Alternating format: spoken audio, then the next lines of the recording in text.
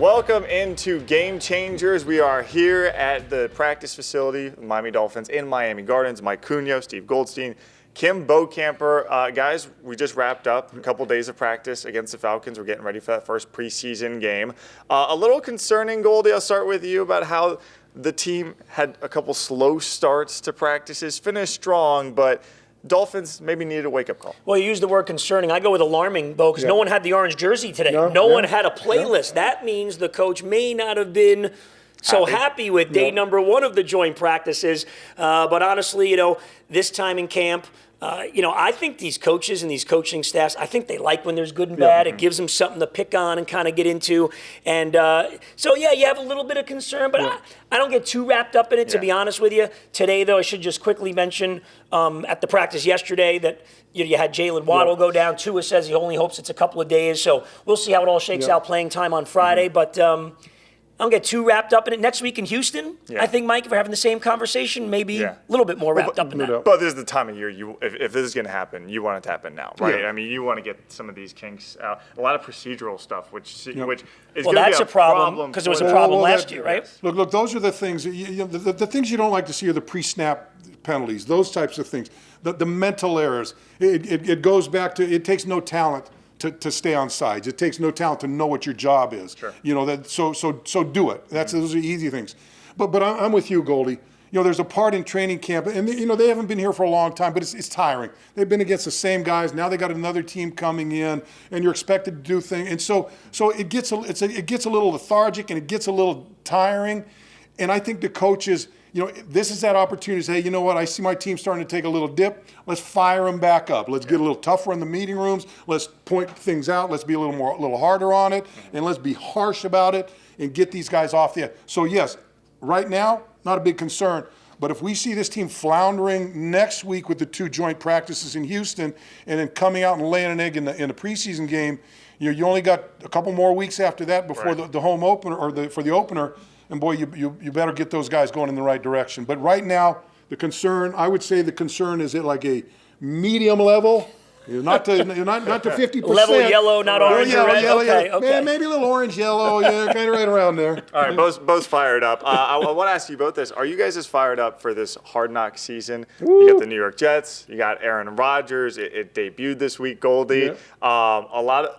Too much Aaron Rodgers maybe in episode 1? Well, it's episode 1, and they're the Jets, okay? They don't win anything. They've never won anything. So they won the offseason. That's like I said, they didn't win anything. They were the paper winners. Isn't that what they call it? So I have a problem with that. So wait a minute.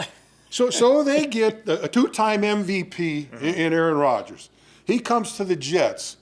Who do you think they're going to cover the left guard and the right tackle and talk about, what a camp they're having out there. And there's Aaron in the background. But no, they're going to be on that guy every single moment of every single. He throws an interception out there. It's going to be good theater. I can guarantee you. The long snapper needs some love. You got Aaron Rodgers. And you got some sauce to pour it over on the defensive side. There you go. That's what you're going to find. And he was pretty fun, too. The one thing it didn't surprise me, it didn't bother me either. I thought it was great. The one thing you heard the teammates talking about him, and almost consistently they were saying, all that stuff that people talk about in the media about Aaron Rodgers, it's all garbage. This guy is a great guy. We saw him out there helping out Zach Wilson during practices. This is a different Aaron Rodgers. That had been in Green Bay for 18 years and got mad because they drafted a quarterback, and he was a salty guy there. Yeah. He comes to New York. He's on the sideline of the Knicks game. He's at the Rangers game. He's the pride of Manhattan. I'll tell you what, this guy's going to have a lot of fun while he's in New York. And look, I'm all for it. I'm all for it. All right. Well, speaking of fun, we'll wait. Did you think it was too much? Did you not? I poured it on little things. Yeah, you thought so. Okay. I knew that, Bo, because he asked the question. Yes, so I knew that. Little thing. Look. Aaron Rodgers is great on the field, and I think he's captivating off of it as well. I think it's going to be really interesting to see. But I don't know. This is like an hour-long infomercial. He wants to see our old punter that went there. Our last year's punter. Thomas Morstead. Thomas Morstead. Yeah, they didn't give him any love. Zero love. Didn't even know he's there. The guy goes out there with the Jordans during warm-ups and none of that. The most quirky guy in that team, I guarantee you. They should get a little. I'll tell you what. I'm sure. One thing from a competitive standpoint that I thought was very interesting. I think all those guys on the Jets, they think it's automatic. Because they now have Aaron Rodgers. I got that feeling for them. Like, well, hang on a second. Let's just roll our helmets out there. Now we got our guy. We're good to go. But Yeah, there's a lot more to it than that. Oh, no should we do this right now? What's the order of the AFC East at the end of the year? Oh, well. Go ahead, Bo. Dolphins, There you go. Jets, Buffalo, Whoa. and a distant forward.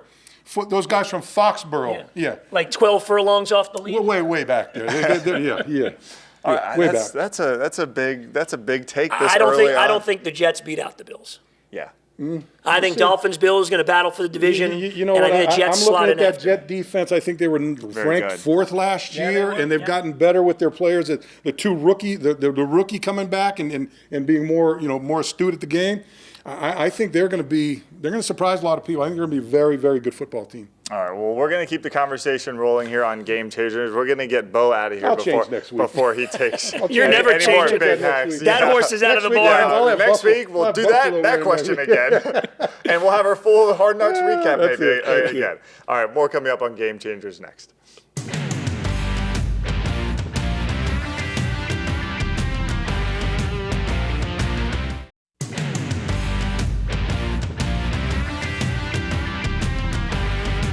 We're back on Game Changers now. Mike Cunha, Steve Goldstein. Yes, we're still at the Dolphins facility, but we are going to switch up the conversation a little bit to the Miami Marlins, who have been struggling since the All-Star break. They made a bunch of moves, Goldie, at the deadline. Had a player-only meeting this week with the team. Is that a sign where things have maybe taken a turn for the worse, or do you think this is a good thing? Well, usually those players-only meetings, they happen for a reason, and it's usually not good news. Now, sometimes good things come out of it. Maybe it relaxes everybody. Maybe, a few guys have something to say, and that kind of eases the tension inside a clubhouse or a locker room or a dressing room. But, what I'm seeing with the Marlins here, Mike, I think since the break, and they made those few moves, and, Robertson struggled shockingly, coming in, a couple games they blew, got a save the other night. Berger and Bell doing what you expected, not big average guys, little pop in the bat, but when the guys that are the depth players and like the good stories, the John Birdies and De La Cruz and these guys, when they level off a little bit, I just feel like you need to have a couple of big guys, a couple of stars on your team that can carry you through those times, those guys that get the numbers at the end of the year, and they really don't have this on this team. No. I also thought when they sent Perez down, I just didn't think it was a real good message The season kind of to turned for send. them, Yeah, now, in defense for the Marlins, the schedule's gotten a lot tougher. Yes, it Let's will. say It's what going to it be is. They're tough playing going all down the playoff stretch. teams. Yes. I think the Yankees might be their easiest team coming up Which this is amazing weekend, to say. which is amazing to say. They themselves are in a tough division. But when you look at the end of this year for the Miami Marlins, the way they were buyers at the deadlines, whether the moves ended up working or not, do you like at least where it seems the direction of the franchise is headed? Yeah, I think the direction is good. The premise and the whole concept of picking guys up at the deadline, I thought was excellent. Now, at some point, though, they're going to have to go, and whether it's at the deadline or in the offseason, and make some bigger moves to get some Spend some superstar money. play. Yeah. And it's Bell's a nice veteran player, and, Right. Jake Berger is still a young guy, has some pop, but, those guys are 220 hitters. Sure. I mean, let's, say what it is there. They bring some things to this team that they didn't have. So the whole concept of them going out and trying to juice it up, I think is a big positive. I do like where it's going. And look, if they can get going here, it's amazing. They had about a 3.5 game lead at one point in the wild card. It looks like really only that third spot is going to be available to them. Right. But they're still not that far off. Even No. with they win 2, 3, 4 in a row. You have one good week, Right. and suddenly you're either in the spot or maybe a half a game out, and you're right there. They've gone from 14 over 500 to about a handful, 3, 4, 5 games, or flirting with that line.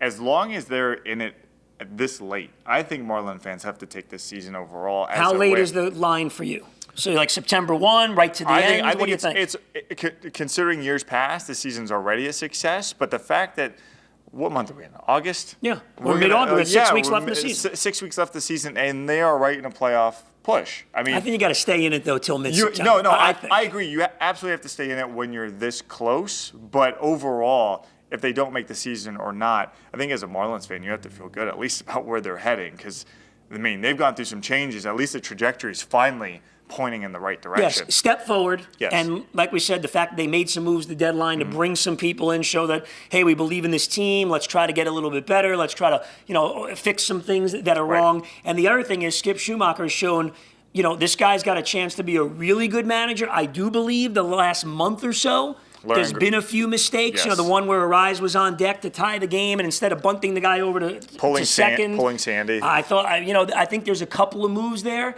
But overall, he's showing as a rookie manager, like you said. I mean, the numbers are the numbers. They're in the playoff race, even though they added one and they were 14 over. Now they're 3, whatever it is. He's got them in the playoff race. So I think a lot of the signs do point in a good direction for the Marlins. Rookie manager, Skip Schumacher, and first-time general manager in Kim Ng. So a lot of firsts going on. There are some growing pains from both those positions in the organization. All right, I do want to move over to basketball because later this week, Dwayne Wade going into the Hall of Fame. No doubter. I mean, this guy moonwalks backwards into the Hall of Fame. For him, in his career, do you remember a moment, and it probably happened early on, where you went, man, this guy is essentially the next Marino in this town? Well, so the first playoff game, right, against Charlotte. Yep. Remember, this in the lane, he hits the shot. Okay, Game this winner. guy's a stud game winner. But I do think it was when they were down, it was game 4. At home against Dallas in that 06 final when they were down by, 14? Yeah. And he was banged up, and this thing is going south. They don't have enough. And he came back, and I think he scored 43 or 42 points that night. They go and they win Game 5. They win the championship. I think those are the two moments that really stand out for me.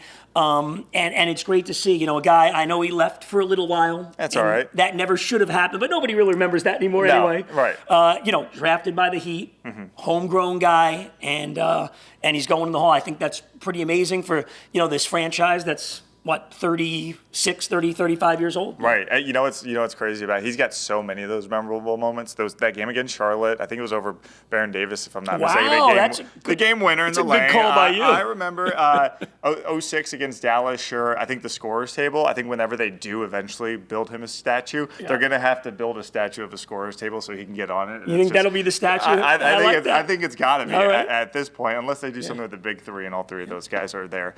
So it's really cool. I mean, Zach Thomas went in last week. D Wade's going in. By the way, do you have a favorite moment from Zach Thomas's week? A favorite moment? Well, the stuff where Jimmy was crying. Yeah. It was pretty amazing to me. Jimmy Johnson drafts the guy. The story is now well documented. Basically, day one says, okay, you're my starter. Gives him all this confidence. And, Zach obviously, and Jimmy asked Zach numerous times, are you sure you want me to be the one to present you?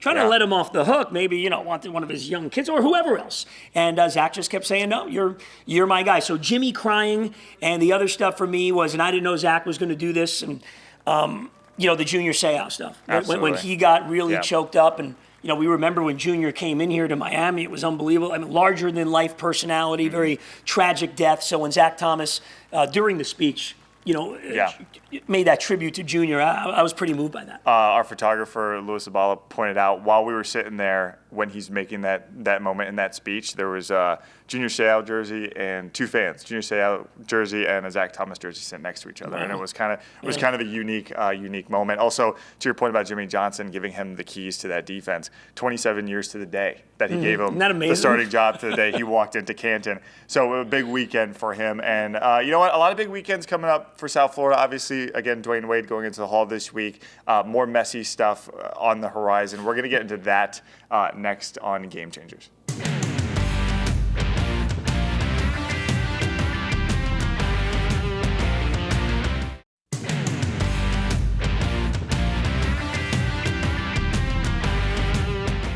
Hey, we're in the third quarter of Game Changers here. Mike Cunio, Steve Goldstein.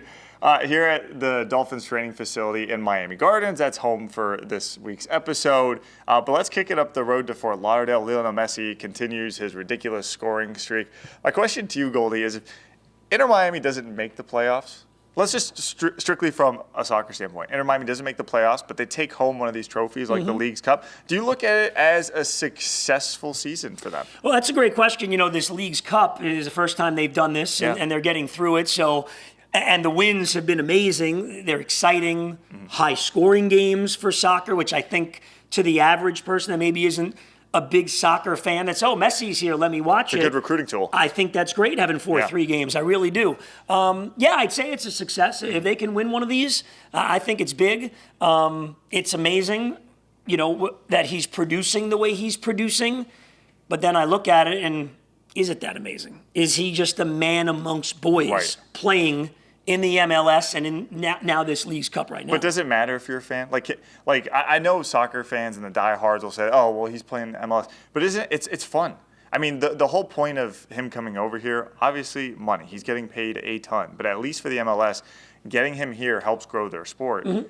Isn't this what you want? You want it to be fun. From a league standpoint, yes. I'm talking from a specific sports standpoint. Like you mentioned Dwayne Wade. Like, did you want Dwayne Wade to play in the G League and score 85 points? No. You want to see him against the highest. The G League would like that, though. The G League would love it. But that's what I'm saying is like, hey, look, if you're trying to grow the sport, if you're Apple, you're trying to grow your. If you're Apple, you're loving life. The only problem they have and the league has is they want these games to be 6-5 instead of 3-2 and 4-3, and they want them to score hat tricks every game instead of 2 goals. But I mean, that's his new nickname, Lionel 2-goal-a-game Messi. There you go. He's already, at the time that we taped this, he's got, I think, 7 goals, which already puts up like in the top 5 in franchise history. Did you see I saw that. Crazy. Franchise history of goals scored. But hey, you know what? I'm all, it's fun. I'm all about it just being fun. I know there's some soccer diehards out there will hate that I'm saying that. He's playing against lesser competition. Who cares? Right. We don't care. You hold up a trophy at the end of the year. That's the picture everyone's going to remember. That's like when you used to play in the schoolyard. Okay, I'll take him, and him. Oh, you loaded up your team, so? Sucks to be you. All right, Goldie, we still got one more segment here on Game Changers when we come back. We're going to talk about the Nat Moore Trophy. It is back for another season, and I've been looking at the list of talent here in South Florida. They're bringing it this year. We'll be right back.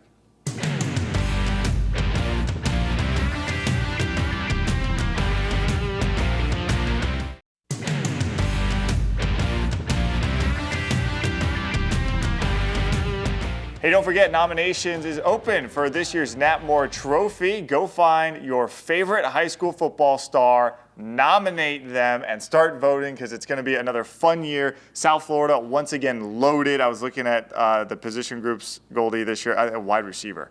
Wow, a lot of big guys in this group, in this class. Should be a lot of fun. A lot of recruiting battles will, of course, come out of this as well. Goldie, you've seen this initiative over the last few years kind of evolve.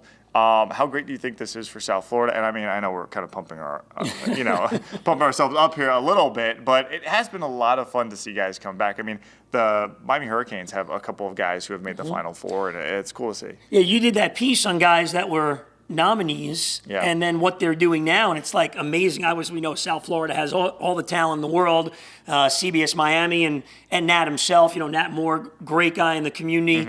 I think it's an awesome thing, and it is amazing because doing these preseason games, you go through every player on basically every roster and how many kids, whether they're Dolphins or not and other teams, are from South Florida, grew up here, played high school football here, and made their way to the NFL. It is amazing, and I think it's awesome that spearheaded by Nat, yourself, and the TV station, that these kids get this kind of publicity, and they take it to heart. They do. I know that. They are serious about it. And to your point about all these guys on different rosters, when you hear them talk about South Florida sport, they always talk about like their year. Oh, but this guy was really good. Or I was the best guy in South Florida that year. I was the top running back. Now we kind of have this thing where they have a little hardware to show, hey, maybe this really was the guy. And of course, as this rolls on and we start whittling down, we always bring out the top 4 to Dolphins Weekly Live. We'll have them out on the field again, I'm sure, so they can kind of experience what it's like to be on an NFL sideline for the first time. And who knows, maybe they end up there